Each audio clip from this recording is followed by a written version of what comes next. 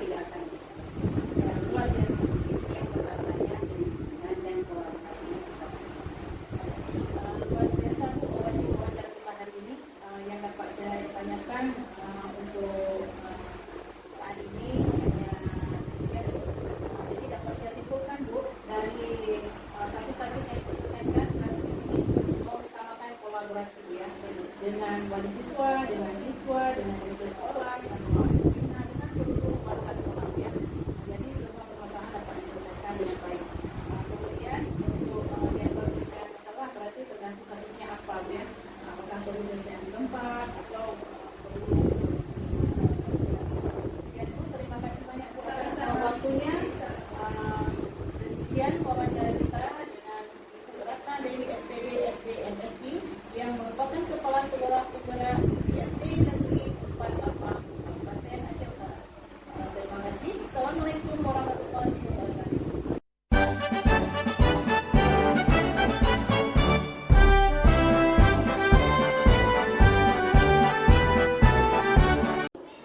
Assalamualaikum warahmatullahi wabarakatuh. Pada kesempatan kali ini, saya akan mewawancarai Kepala Sekolah SD Negeri 2 Lapang dengan Ibu Nuriana SPD MPD terkait dilema etika pengambilan keputusan berbasis nilai-nilai kebajikan sebagai pemimpin. Assalamualaikum Ibu. Waalaikumsalam. Apa kabarnya Ibu? Alhamdulillah baik Bu. Baik Ibu, terima kasih sudah menyediakan waktu untuk saya wawancarai tentang pengambilan keputusan berbasis nilai-nilai kebajikan sebagai pemimpin. Baik Ibu, ada pun beberapa hal yang ingin saya katakan, yaitu selama ini bagaimana Anda dapat mengidentifikasi kasus-kasus yang merupakan dilema etika atau rujukan moral? Baik, jadi selama ini yang kita lakukan biasanya itu kita cari dulu kalau ada kasus itu apakah kasusnya itu untuk baik atau ya kita bilang benar lawan benar. Itu dilema etika, ada konflik antara aturan sekolah dengan kebutuhan pribadi siswa, seperti kasus siswa terlambat, tetapi nilainya belajar tinggi. Nah, jadi untuk memutuskan itu kita tetap siswa tersebut masuk sekolah. Walaupun dia terlambat, tetapi kita memutuskan siswa tersebut tetap dia masuk sekolah. Atau bisa ada kasus lain seperti siswa berkelahi karena hal-hal sepele dan lain sebagainya, tetap kita putuskan siswa tersebut untuk tetap berada di sekolah. Berada di sekolah karena mempertimbangkan hak siswa ya. Ya, betul. Kita pertimbangkan berbagai hal itu. Ya. Selama ini bagaimana Anda menjalankan pengambilan keputusan di sekolah Anda, terutama untuk kasus-kasus di mana ada dua kepentingan yang sama-sama benar atau sama-sama mengandung nilai kebajikan? Jadi selama ini saya biasanya mengajak beberapa orang, jadi kita ada tim dari pimpinan dan pengelola sekolah untuk saling berdiskusi. Kemudian kami pertimbangkan semua sisi dari masalah dan dampaknya sebelum itu kita buat keputusan. Jadi kami tetap berusaha mencapai kesepakatan bersama yang adil untuk semua. Berarti Ibu sebelum mengambil keputusan Ibu berkolaborasi dengan guru ya, dengan pihak-pihak kepentingan guru di sekitar sekolah. Langkah-langkah atau prosedur seperti apa yang biasa Anda lakukan selama ini? Kalau langkah-langkahnya itu ada beberapa langkah yang kita ambil Bu. Di antaranya kita kumpulkan dulu semua informasi, kemudian yang kedua kita identifikasi nilai-nilai yang bertentangan, kemudian kita pertimbangkan dampak keputusan untuk semua orang, kemudian kita diskusikan dengan tim, baru kita ambil keputusan berdasarkan analisis tersebut, kemudian kita buat rencana untuk melaksanakan keputusan tersebut. Iya Bu. Biasa Bu, hal-hal apa saja yang selama ini Anda anggap efektif dalam pengambilan keputusan pada kasus-kasus dilema etika? Jadi hal yang kita anggap paling efektif itu adalah melibatkan berbagai pihak atau berbagai semua stakeholder yang ada di sekolah kita untuk proses pengambilan keputusan. Jadi kita berkomunikasi dengan jelas, kemudian transparan, kemudian juga membuat keputusan. Memang kita sebagai pemimpin pelajaran kita yang memutuskan ya. Jadi kita juga mengikuti prosedur yang sudah ada dan memastikan semua keputusan yang kita buat itu sesuai dengan prinsip dan aturan di sekolah dan etika yang memanusiakan manusia. Ya, luar biasa ya. Tentunya Ibu dalam pengambilan keputusan tersebut Ibu mengalami tantangan ya. Hal-hal apa saja yang selama ini merupakan tantangan dalam pengambilan keputusan pada kasus-kasus dilema etika? Jadi tantangannya ada Bu, pasti ada, karena yang kita bikin ini kan bukan boneka Bu ya.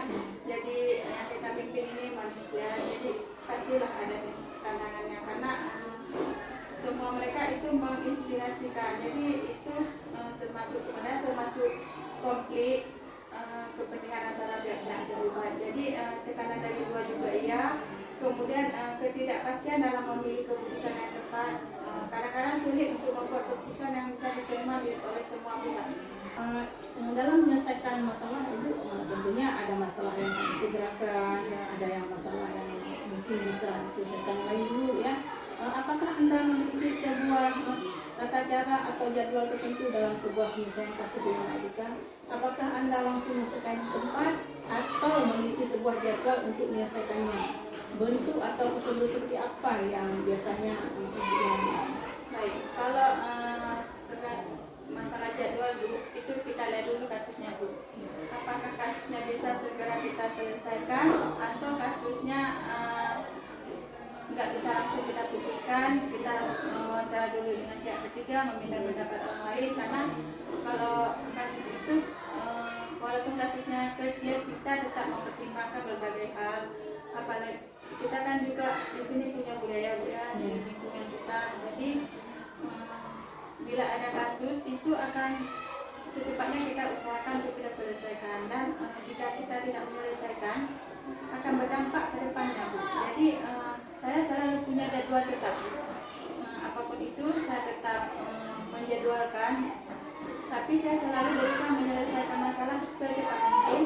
Kemudian memastikan semua langkah yang kita ambil itu dengan hati-hati, dan biasanya saya membuat rencana memberikan tanggal atau waktu untuk setiap langkah.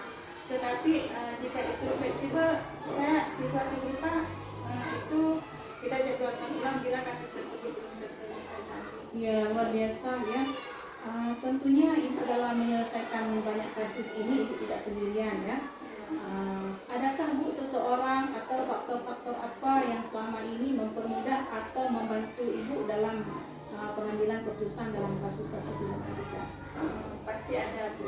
Nah juga kita di sekolah ya, kita di sekolah tidak sendiri. Kita di sini ada tim. Kemudian jika konflik yang kita selesaikan tidak selesai di sekolah, kita juga ada komite sekolah, ada ketua KKS. Semua itu kita libatkan dalam kelompok yang memiliki pedoman etika. Kemudian juga mereka sangat membantu. Terkadang juga saya melibatkan konsultan untuk mediator dari luar jika diperlukan untuk mendapatkan pandangan tambahan. Kemudian dukungan dari keterlibatan seluruh warga sekolah juga untuk mempermudah proses keputusan kita. Iya, berarti kolaborasi di sini sangat ditamakan ya. Nah Ibu, dari semua hal yang telah Ibu sampaikan, pembelajaran apa yang dapat Ibu petik dari pengalaman Ibu mengambil keputusan dilema etika? Jadi kalau kita bilang pembelajaran banyak Bu ya. Kita bilang kita ini seorang pemimpin harus bijak dalam berbagai hal, bijak dalam melangkah, bijak dalam mengambil keputusan, kemudian juga keputusan yang kita ambil itu supaya bisa diterima oleh semua pihak. Jadi saya selalu belajar untuk terbuka, dan komunikasi itu saya sangat nomor-satukan dalam mengambil keputusan. Jadi saya juga belajar untuk mempertimbangkan semua aspek dan dampak dari keputusan, serta fleksibel untuk menyesuaikan keputusan jika diperlukan. Ya, luar biasa sekali wawancara kita hari ini ya. Jadi untuk hari ini Bu, hanya ini dulu yang ingin saya tanyakan sama Ibu. Ibu sudah mengambil keputusan yang sangat luar biasa. Nah, terima kasih saya ucapkan Bu. Assalamualaikum warahmatullahi wabarakatuh. Demikian wawancara saya dengan Ibu Nuriana SPD MPD yang merupakan Kepala SD Negeri 28.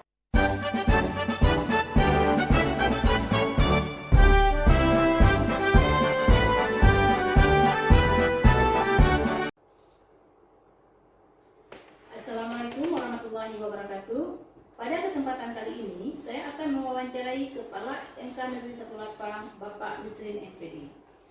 Selamat siang Bapak. Siang. Apa kabar Pak hari ini? Baik. Ya, alhamdulillah Pak ya.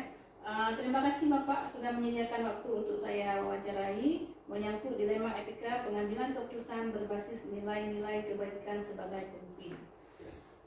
Baik Bapak, ada beberapa hal yang ingin saya tanyakan mengenai dilema etika Pak. Selama ini bagaimana Bapak dapat mengidentifikasi kasus-kasus yang merupakan dilema etika atau rujukan moral? Seperti yang telah saya lakukan, saya mendapatkan informasi bahwasanya ada siswa yang memang moralnya tidak baik atau etikanya tidak baik berdasarkan masukan dari guru-guru kami, dari Bimpen, dari teman-temannya di ruangan, ya kan?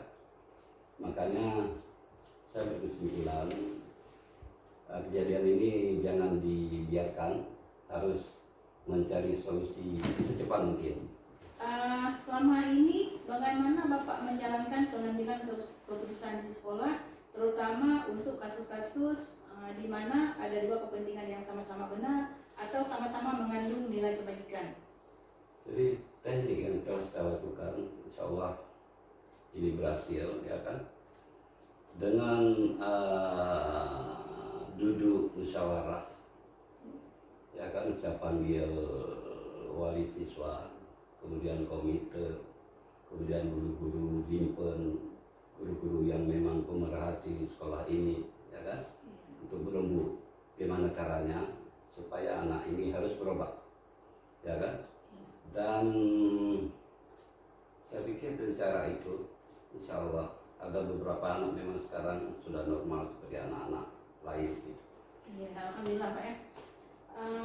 Kemudian Pak, tentu saja ada langkah-langkah atau prosedur. Biasanya langkah-langkah atau prosedur seperti apa yang Bapak lakukan selama ini? Ada beberapa langkah memang yang kami lakukan di sekolah. Yang pertama dengan memberikan nasihat atau arahan dari setiap guru. Saya fungsikan semua guru wajib memberikan perhatian kepada anak tersebut, ya kan? Yeah. Dan yang kedua yang telah kami lakukan di sekolah ini adalah memberikan sanksi kepada siswa, bisa berupa skorsing sekolah, tapi jangan lama, Yeah. paling lama seminggu, ya kan? Jadi saya yakin dengan cara seperti ini, karena memang anak seusia dia memang usia belajar, pasti nggak betah di rumah. Oleh karenanya saya lihat itu efektif. Ya.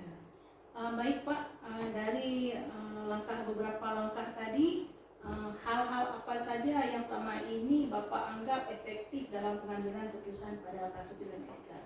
Yang paling efektif Pak? Membuat surat pernyataan dari orang tua dan anak tersebut, ya kan, dengan batas waktu tertentu, misalnya sebulan, 2 bulan, 3 bulan paling lama. Jadi kan membuat perjanjian bahwasanya anak ini mau berubah. Iya, ya Pak Besar. Tentu saja Pak, dalam langkah-langkah tersebut Bapak mendapatkan banyak tantangan Pak ya. Hal-hal apa saja yang selama ini merupakan tantangan dalam pengambilan keputusan pada kasus-kasus dilema etika? Sebenarnya tantangannya masih bisa kita hadapi, ya kan? Karena ada juga orang di sekitar sekolah kita ini memang yang jiwa preman, ya kan? Ketika kita mengambil suatu keputusan, ini keputusan bukan kita keluarkan anak-anak, ya kan? Keputusan mestinya kita kasih sanksi, kita kasih ini, pasti orang itu menjumpai kita. Tapi insya Allah bisa kita atasi, ya kan? Setelah kita kasih pelatihan. Baik Pak, dalam menyelesaikan beberapa kasus tadi, apakah Bapak memiliki sebuah tata cara atau jadwal tertentu dalam sebuah penyelesaian sebuah jadwal untuk menyelesaikannya? Bentuk atau prosedur seperti apa yang biasanya Bapak jalankan? Begini, saya sendiri sebagai pimpinan di sekolah ini sudah mempunyai komitmen dan saya yakinnya apabila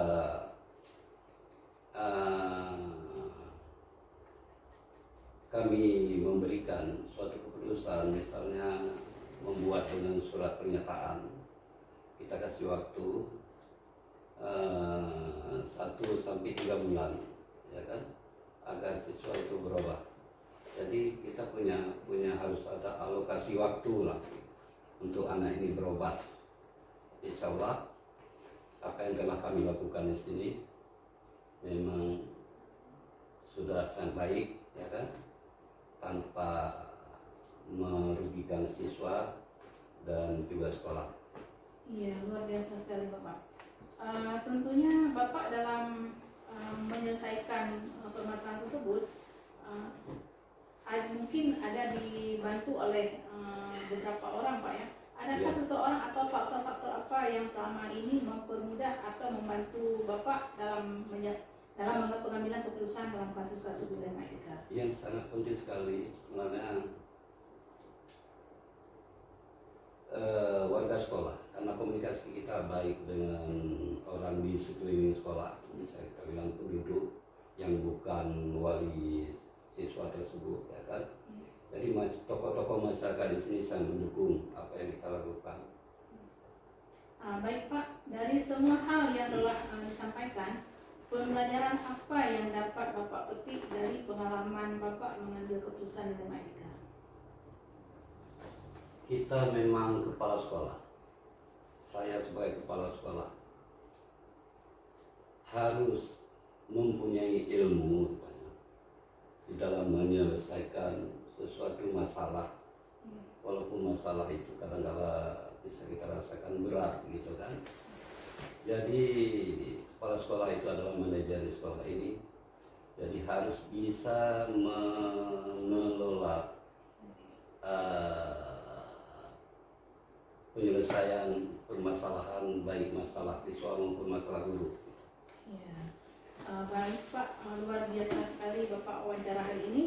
Dari keseluruhan hasil wawancara kita hari ini dapat saya simpulkan bahwa dalam menyelesaikan permasalahan dilema etika di sekolah ini, Bapak sendiri berkolaborasi dengan guru, dengan masyarakat sekitar, dengan segala